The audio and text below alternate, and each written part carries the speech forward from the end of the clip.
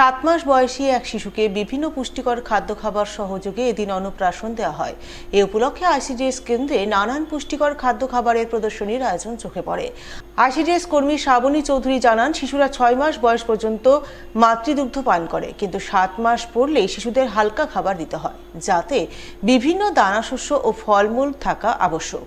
তাই এই বিষয়ে মায়েদের সচেতন করতেই তারা প্রতি 3 মাস অন্তর আইসিডিএস কেন্দ্রে 7 মাস বয়সী শিশুদের অন্নপ্রাশনের ব্যবস্থা করেন আর এর মাধ্যমে পুষ্টি বিষয়ে সকলকে সচেতন করেন।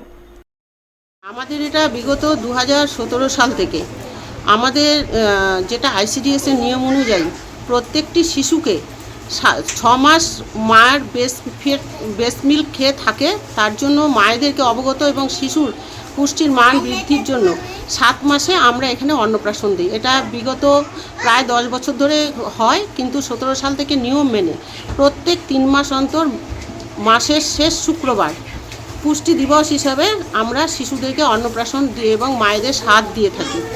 তো কালকে যেহেতু মহরমের একটা বিশেষ উৎসবে সরকারি ছুটি ছিল, সেই জন্য আজকে নির্দেশে আমরা আজকে আমার সেন্টারে 7 মাসের একটি শিশু এখন বর্তমান, তার জন্য আমরা তাকে অন্নপ্রাশন দিলাম। ঠিক আছে, আমরা প্রথমে শিশুর মুখে একটু চাল গুঁড়ো করে চালের গুঁড়ো দিয়ে পায়েস মুখে তুলে দিলাম এবং সব দিয়ে সবজি খিচুড়ি, ডিম দিয়ে সব সবজি খিচুড়ি তার শিশুর মুখে তুলে দিলাম। তার সাথে আমরা ফল রেখেছি, সেটা মাকে জানানোর জন্য। শিশুর ফলেরও প্রয়োজন আছে। আস্তে আস্তে অল্প অল্প করে শিশুকে ফল থেকে ডাল ভাত সবজি সব কিছুই তাকে খাবে এবং তার অতিরিক্ত যে দিনে আরও অতিরিক্ত 4 বার খাবারের দরকার, সেই খাবারটা অল্প অল্প করে বারে বারে যাতে খাওয়ানো হয়, সেই বার্তায় দেওয়া হয়।